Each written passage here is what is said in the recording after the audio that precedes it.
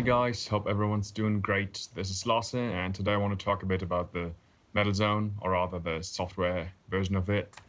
Like many of you know, I'm using the Metal Zone, like the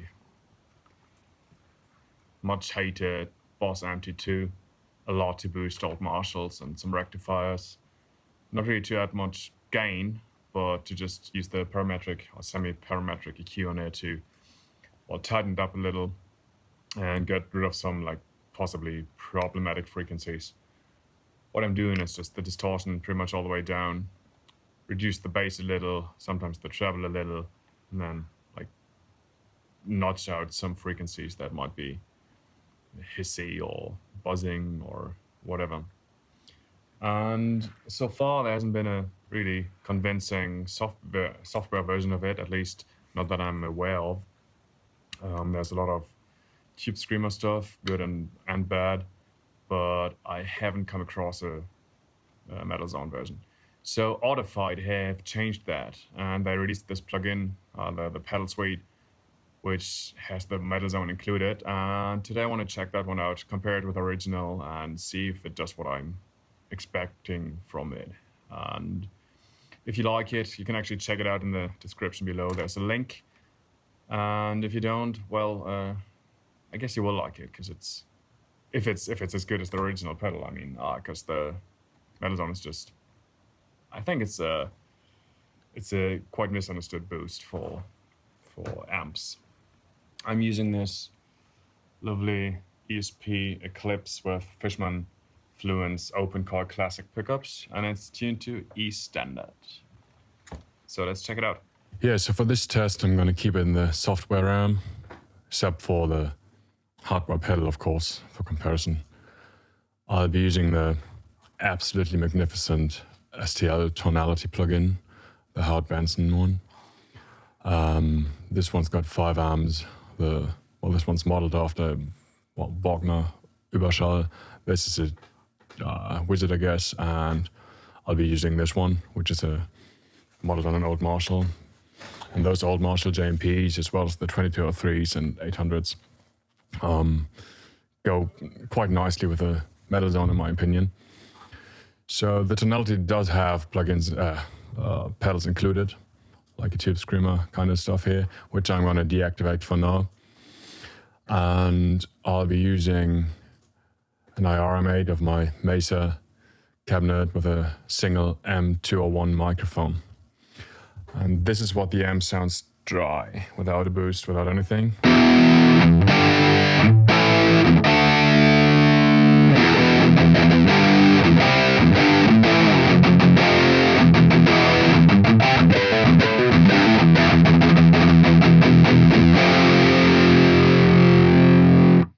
So that's pretty neat already. It's just for the modern stuff, it doesn't have enough gain. So that's where the Metal Zone boost comes into the picture. And like I said before, I'm not really using much drive distortion from it. I'm mainly using it to cut some bass and some mids and boosting the overall signal. So this is the amp dry, and then I'm going to kick in the pedal version of it.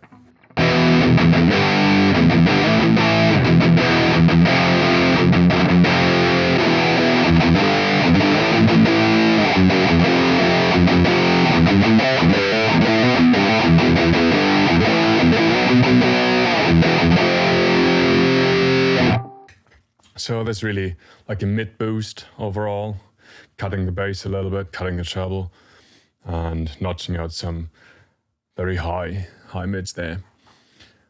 And let's see what the pedal version of this does. I think we can just increase the size a little. Bam. The settings or the knobs work similar. It's not exactly the same as on the pedal, it seems. I'm cutting the highs more on the plug-in than I do on the pedal. But that might be different on the next Metal Zone pedal as well, because, well, with the hardware you get all those variances when it comes to component values and everything. So just use your ears. And again, dry, and then I'm going to kick in the pedal first, and then the back to dry and to the plug-in.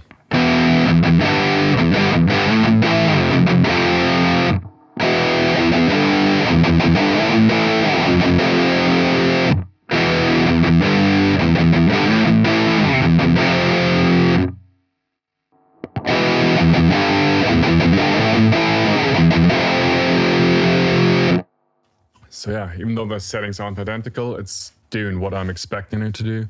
It's tightening up the low end, boosting the mids overall, and adding some nice distortion to the amp actually.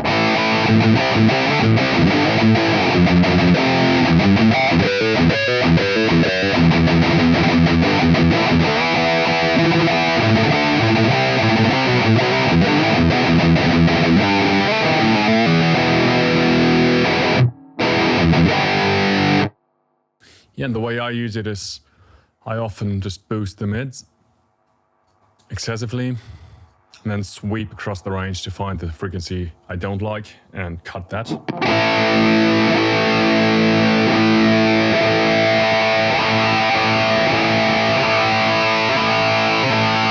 Somewhere there's that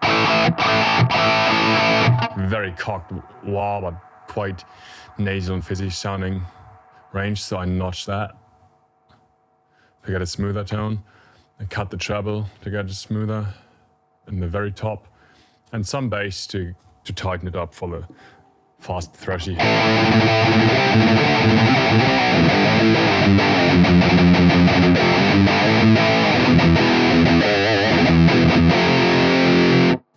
Sometimes I'll use a little bit of distortion, not much, because, well, it'll get like the pedal a bit noisy.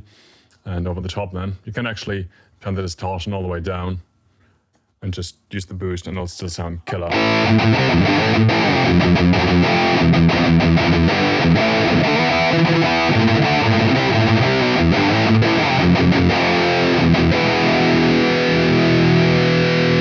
If you want to boost some lows, that's possible too, of course. It'll get muddy if you boost too much. And you can, of course, get the sound that everyone hates the Melozone for, because that's what all the 16-year-olds did in 1996. I guess that's what I did. Like cutting the mids lower, boosting treble and bass, raising the distortion up. What? And you get the kind of beat.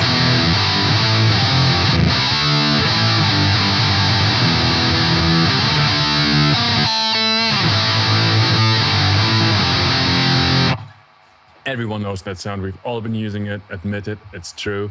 We used it. We used to love it. We thought it's awesome. Then we learned about good amps and what they sound like. We stopped using the Melozone altogether. Didn't even try it anymore. Started hating on it. And now this weird German dude comes along and tells you if you just use it entirely differently and with barely any distortion at all, you can actually get killer sounds.